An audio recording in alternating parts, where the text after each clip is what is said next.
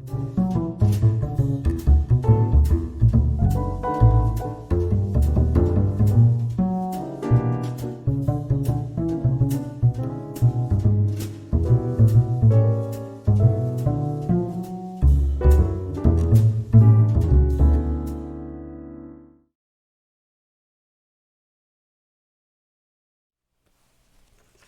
Assalamualaikum warahmatullahi wabarakatuh, Sobat Hijau.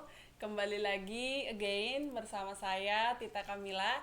Tentunya dalam acara podcast Ngopi Sore, ngobrolin pengalaman dan inspirasi seputar sosial forestry.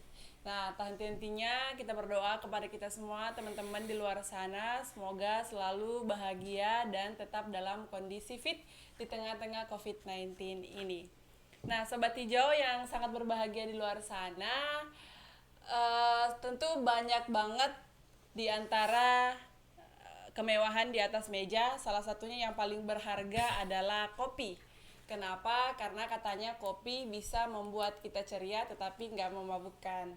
Nah, hari ini sesuai dengan judul kita, Ngopi Sore, kita akan bahas tentang kopi dan tradisi Nusantara. Karena kemarin-kemarin kita udah membahas terkait dengan perhutanan sosial, kemudian juga membahas tentang isu lingkungan dan lain sebagainya. Tapi kita akan bahas khusus terkait dengan kopi dan Nusantara. Apa hubungannya antara kopi dan culture dan lain sebagainya. Nah, tentunya hari ini kita mendatangkan narasumber kita jauh-jauh dari one of the priority tourism destination di Indonesia, dari Bali. Ada Pak Imade Darsama dari KUPS Kopi Wanagiri. Selamat datang Bapak. Ya, selamat datang juga. Selamat sore, Ibu. Iya, sorry. Jangan panggil Ibu dong, Pak. Ya, panggil. Selamat Mbak sore, Mbak Nita. Tita, Pak Mbak Tita. Tita ya? Iya. Ya, selamat sore, Mbak Tita. Oke, Pak Made boleh mungkin perkenalkan diri dulu kepada teman-teman Sobat Hijau. Boleh buka masker. Ya, terima kasih. Baik, teman-teman Sobat Ijo, selamat sore. Perkenalkan, nama saya Imade Darsana. Saya sebagai Ketua LPHD Wanagiri. Untuk saat ini saya mengikuti kegiatan Festival Pesona Kopi di Gedung Manggala Bakti. Terima kasih. Ya, katanya Pak Made ini juga aktif ya di kegiatan-kegiatan dan lembaga-lembaga di Bali. Baik, untuk kegiatan-kegiatan dan lembaga-lembaga di Bali, karena memang saya ini di desa memegang beberapa eh, kegiatan penting sih di sebuah organisasi, dan saya sebagai ketua LPHD juga salah satunya sebagai ketua lembaga ekonomi desa, ketua BUMDes, termasuk juga di adat tradisi juga saya sebagai ketua lembaga adat yang mana di Bali secara pemerintahan ada dualitas pemerintahan, ada desa adat sama desa dinas. Kebetulan saya di tingkat desa adat, di sana saya sebagai ketua Sabet Desa. Kalau tingkat desa dinasnya saya setara dengan ketua BPD di Bali seperti itu. Oh, jadi sangat ini apa cocok dengan tema kita hari ini Kopi dan Nusantara karena ternyata Pak Made ini adalah ketua adat Bukan ketua adatnya, ketua lembaga. lembaga yang duduk di desa adat Iya, seperti itu. betul. Ya, sangat memungkinkan sekali barangkali nanti di kesempatan ini kami akan coba menceritakan apa sih hubungan antara kopi dengan tradisi Nusantara yang kami miliki di Bali, karena sejatinya sekali di Bali itu yang dikenal bukan hanya sekedar keindahan alamnya, Betul, betul. tetapi adat budaya dan tradisinya yang bisa bertahan sampai saat ini. Termasuk berbicara kopi pun itu di Bali masih kental sekali hubungannya dengan tradisi dan adat budaya seperti itu ya. Jadi mungkin kebanyakan masyarakat di Bali juga masih selalu ngopi, sedikit-sedikit ngopi seperti pada masyarakat umumnya gitu kan. Nah, terus pertanyaannya, hubungan antara kopi dan budaya itu seperti apa sih, Pak? Ya, kalau melihat dari segi kebiasaan ya, hampir di atas 70% kopi itu sudah menjadi kebutuhan masyarakat Bali. Iya. Karena baru bangun tidur rata-rata masyarakat Bali itu konsumsinya bukan nasi, air putih dan lain sebagainya, tetapi kopi. Dan hubungan antara kopi dengan tradisi adat Bali itu kopi itu dari mulai penanaman itu sudah harus menggunakan perhitungan hari baik sesuai dengan kalender Bali. Ada beberapa hari-hari atau tanggal tertentu, waktu tertentu memang sangat tidak disarankan dan dianggap sangat kurang baik untuk menanam kopi. Itu dari awal mula sebagai dari awal permulaan dan dari teknik pembudidayaan penanamannya. Terus dari segi pemeliharaan dan lain sebagainya, setiap 6 bulan sekali masyarakat Bali pada umumnya mereka mengadakan upacara penghargaan ataupun rasa syukur terhadap ciptaan Tuhan Yang Maha Esa. Itu karena memang menurut kepercayaan kami di bumi ini yang diciptakan pertama adalah tumbuhan. Dan untuk menyeimbangkan itu kita tetap merasakan puji syukur ke hadapan Tuhan Yang Maha Esa bahwasanya tumbuhan itu pun wajib kita hargai dan kita upacarai. Dan setiap 6 bulan sekali kita di dalam upacara itu ada namanya upacara ngatagin. Upacara ngatagin adalah salah satu upacara yang memberikan rasa puji syukur ke hadapan Tuhan Yang Maha Esa kepada tumbuh-tumbuhan. Tidak termasuk juga kopi karena salah satu tumbuhan yang bisa menghasilkan dan bisa membantu manusia baik secara ekonomi termasuk juga secara konsumsi. Nah, kegiatan itu sudah berlangsung dari dulu dan sampai saat ini dan karena kegiatan seperti itu sudah dihubungkan terkait dengan agama juga karena ada upacara ritual kebiasaan, maka kegiatan-kegiatan itu berlangsung. Dan terkait dengan konsumsi kopi kami di Bali, bahwasanya yang mengkonsumsi kopi itu bukan hanya kita manusianya saja, tetapi kopi itu ada di setiap kegiatan upacara. Ada di setiap kegiatan upacara, bahkan setiap pagi bagi sebagian masyarakat desa kami di Bali untuk memberikan rasa syukur terhadapan Tuhan Yang Maha Esa, mereka setiap pagi mempersembahkan banten atau sesajen saiban kopi, namanya saiban ya, banten saiban. Itu tidak wajib, tetapi merupakan salah satu tradisi atau salah satu cara untuk mengungkapkan rasa syukur ke hadapan Tuhan Yang Maha Esa bahwasanya kita diberikan berkah, diberikan kesehatan dan lain sebagainya. Dengan mewujudkan berupa banten, memberikan sesajen kopi terhadap para leluhur, pada Tuhan lain sebagainya, itu banyak dilakukan oleh masyarakat kami. Nah, termasuk juga dari pola budidaya dan pola panennya. Kalau di panen kopi kami sangat unik. Kalau sebelum panen kopi kita harus memetik kopi, mempersiapkan sesajennya dulu. Kopi itu dipetik terus diupacarai barang 5 sampai 10 butir diupacarai, namanya upacara ngetusin, mengawali musim panen. Mengawali musim panen, dan setiap lanskap atau wilayah kopi yang ada di Bali itu pasti ada satu tempat upacara yang namanya pelinggih. Yang pelinggih itu namanya Dewayu. Dewayu karena di Bali itu mempunyai sebuah keunikan tersendiri, tidak hanya di pekarangan rumah, di desa adat, desa dinas, tetapi di wilayah kerja, di lahannya pun ada suatu tempat suci. Kalau di lahan itu namanya Dewayu, nanti akan ditempatkan di sana sebagai wujud syukur kita bahwasanya berkah yang sudah kita berikan dan disembahyangin dulu. Setelah itu baru kita mulai akan memetik, dan waktu untuk mengupacarai sebelum musim panen itu pun tidak sembarangan waktu. Kita bisa ada hari-hari khusus yang kita rasa itu merupakan hari baik sesuai dengan kalender Bali.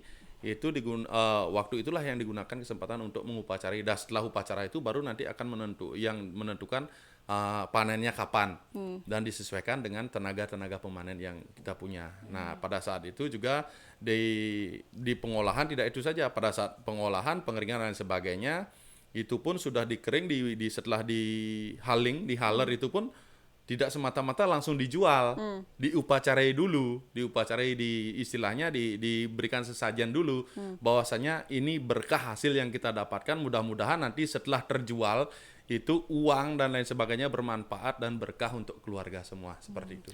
Tapi yang kayak dalam proses ada jadwal khusus untuk ditanam itu, apakah cuman berlaku di komoditas kopi atau ada juga tanaman-tanaman lain yang harus ditanam sesuai dengan kalender Bali kayak gitu? Kalau di Bali semua jenis tanaman yang ditanam harus melihat hari baik disesuaikan dengan situasi tanggal dan kalender Bali karena ada beberapa kepercayaan para tokoh agama termasuk tokoh adat termasuk masyarakat bahwasanya ada suatu tanggal atau hari yang memang tidak baik untuk kegiatan penanaman yang nanti akan berpengaruh kepada penyakit-penyakit hama yang ada. Oh, gitu. Dan itu sangat disarankan karena di Bali ada namanya hari baik itu kalau di Bali namanya Ale Ayuning Dewasa. Ale Ayuning Dewasa itu baik buruknya hari. Nah, baik buruknya hari itu adalah di mana kita melihat persentase sesuai dengan hari itu misalnya di sana ada penjelasan detail di hari tersebut. Berarti kalau dilihat persentase harinya ini persentasenya baik 70% berarti di sana hari baik untuk kegiatan penanaman dan lain sebagainya. Karena semua jenis kegiatan di Bali itu ada pedoman penanggalan hari yang baik itu.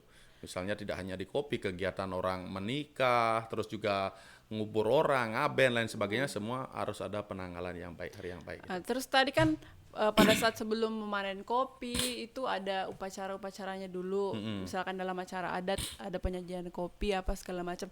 Kenapa mesti komoditi kopi? Apakah ada sejarah khusus terkait kopi ini? Makanya kopi itu masuk ke dalam penyajian pada saat upacara-upacara adat. Kemudian pada saat sebelum panen juga kopi ini harus ada hal-hal yang dilakukan khusus dulu. Kalau kita berbicara ritual pemanenan dulu ya. Kalau berbicara ritual pemanenan, semua jenis tumbuhan yang menghasilkan yang dipanen awal mula pemanenan itu tetap ada ritual. Yeah. Bukan hanya di kopi tetapi di padi, tanaman lain tetap melakukan ritual seperti itu. Tetapi untuk kegiatan upacara-upacara adat, upacara adat seperti upacara odalan lain sebagainya itu kenapa harus kopi kan seperti itu? Karena kita di Bali selain berbicara tentang agama, kita juga berbicara tentang adat, budaya, tradisi dan kepercayaan. Nah, kepercayaan kita itu adalah di Bali itu kepercayaan terhadap leluhur. Percayaan terhadap leluhur dan di Bali itu ada sebuah tingkatan-tingkatan. Ada namanya dewa, ada namanya pitre, ada namanya bute. Kalau dewa itu dia standarnya adalah Ide Sang Hyang Widiwasa, adalah Tuhan Yang Maha Esa.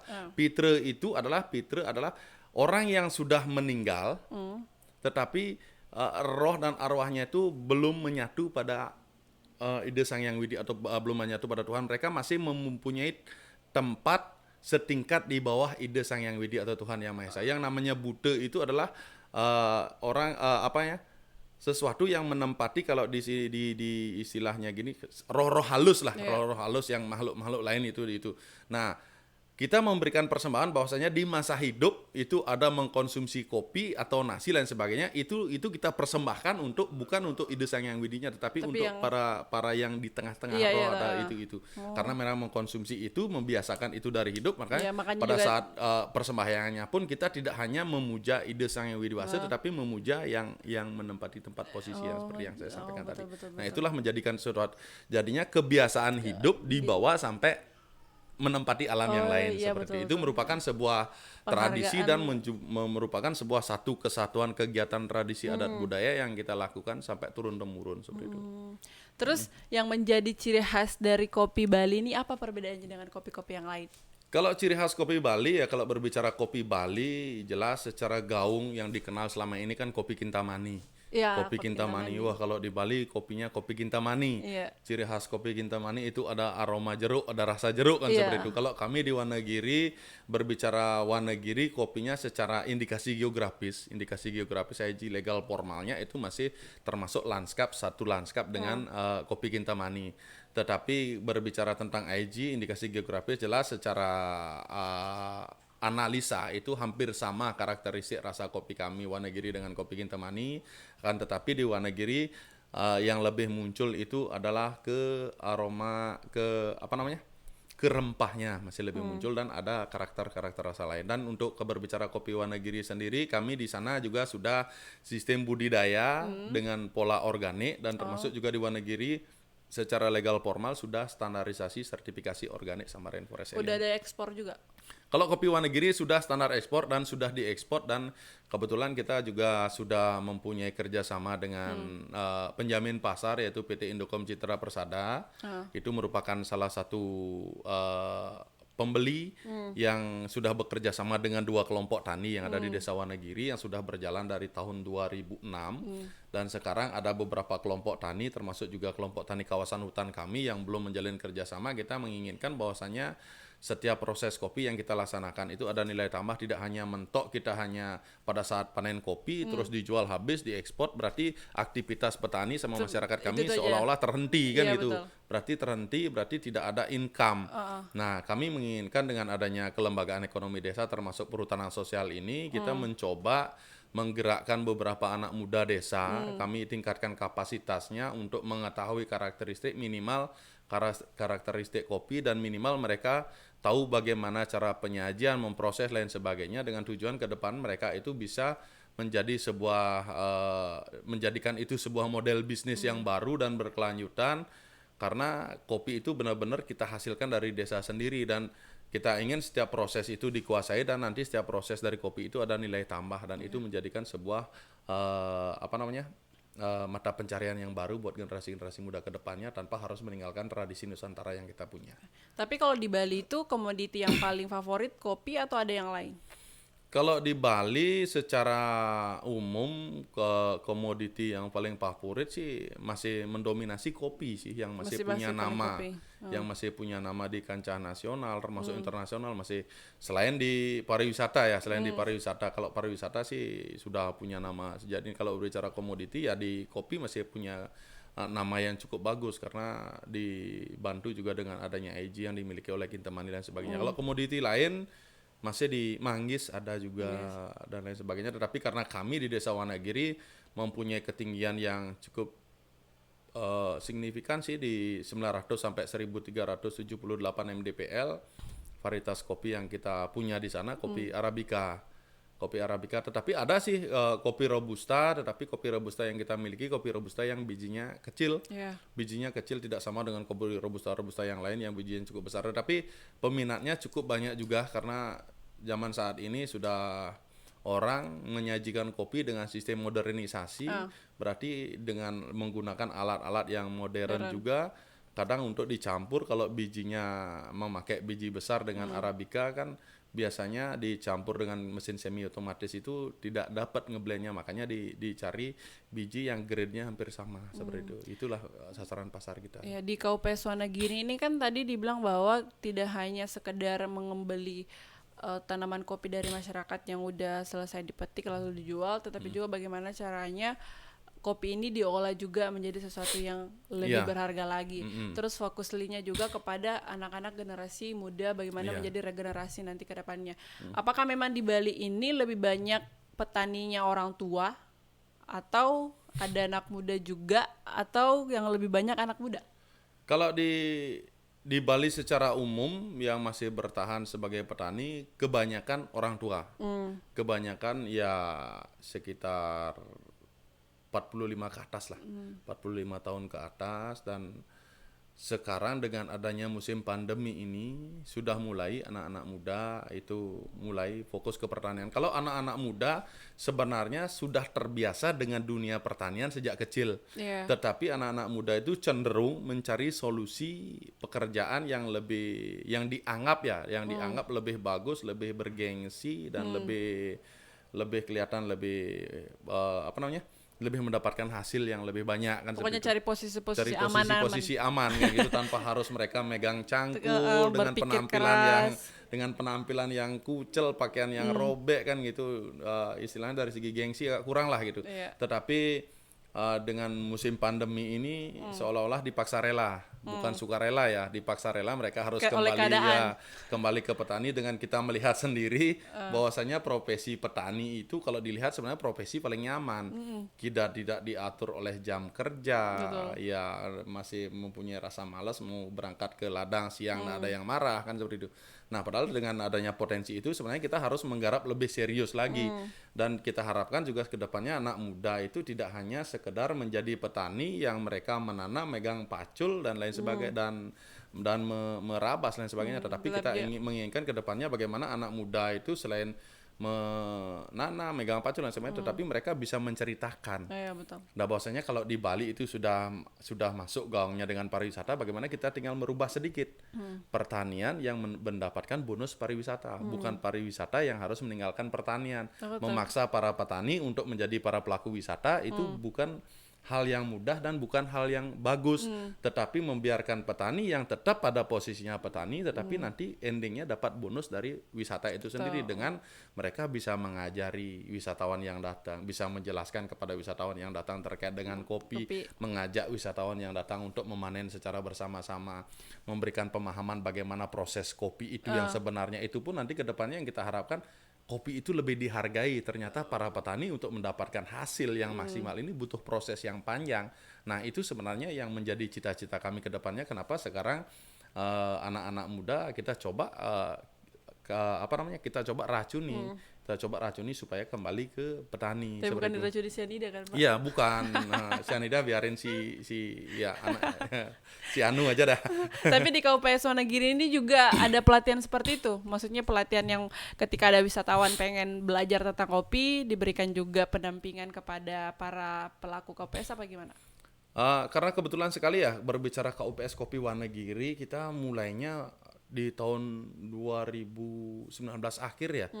Kita baru greget mau mulai meningkatkan dari pola budidaya sampai ke pola pelatihan. Ternyata COVID-19 melanda dan di sini sebenarnya bukan kita pesimis, tetapi di sini kita ada spare waktu untuk mempersiapkan semua itu.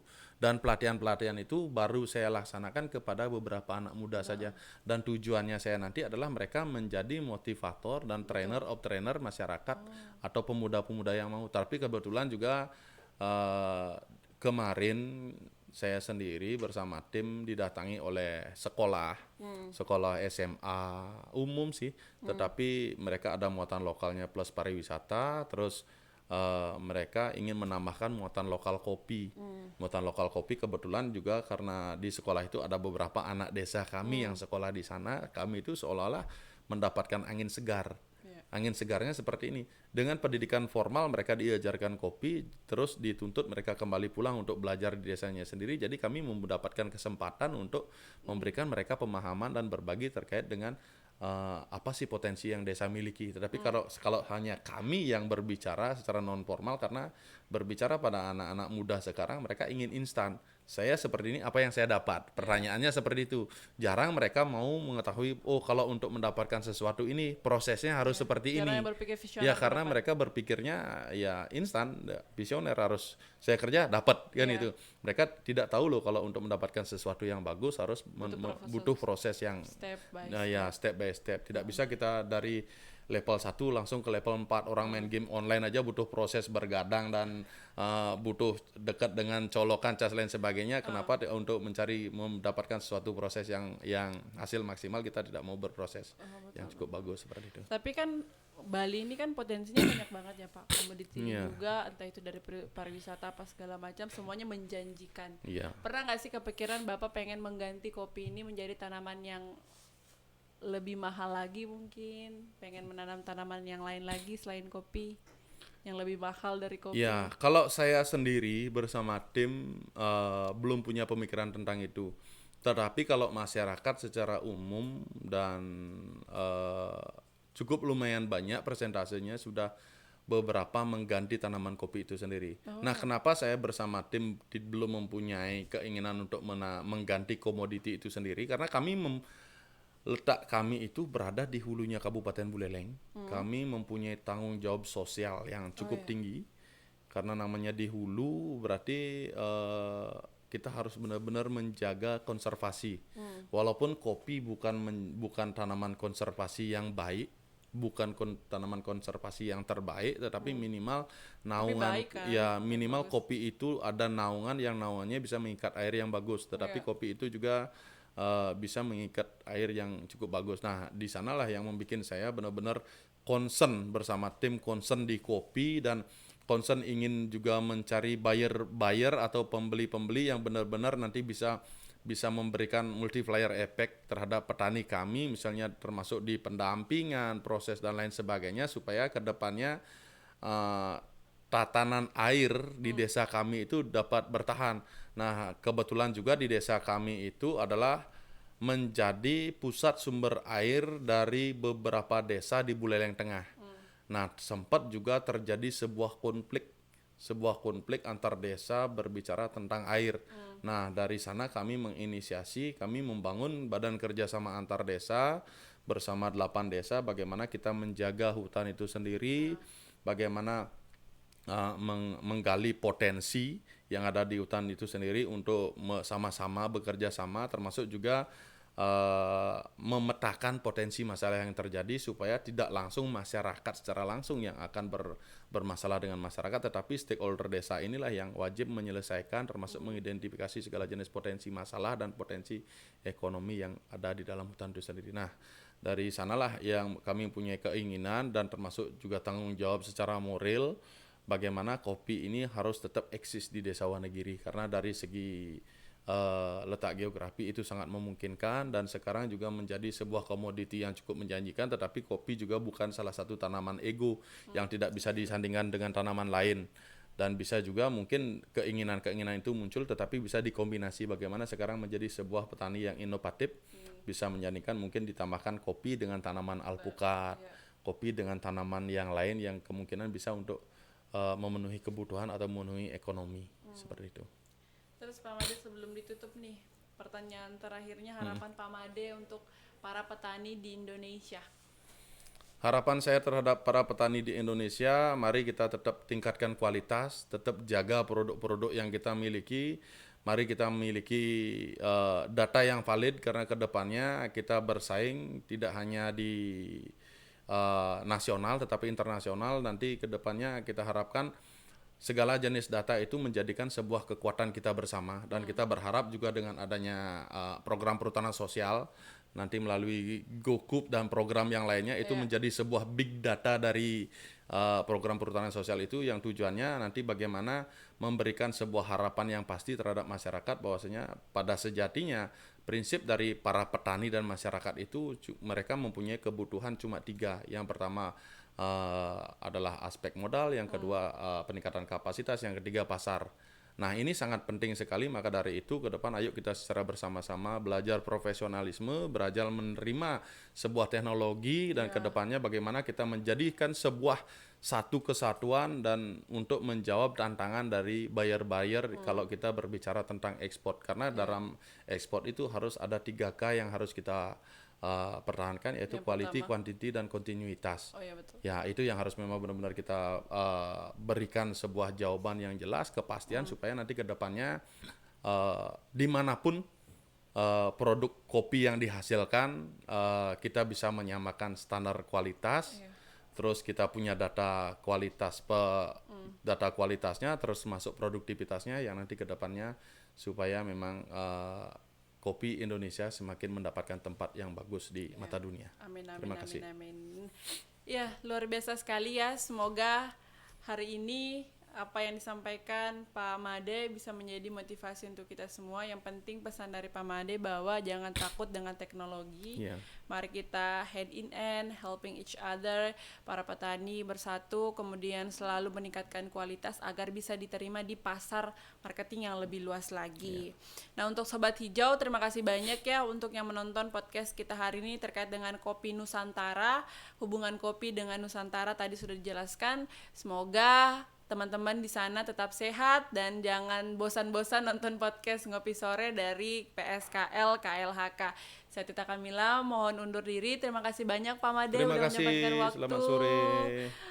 Saya Tita Kamila undur diri sekali lagi. Wassalamualaikum warahmatullahi wabarakatuh.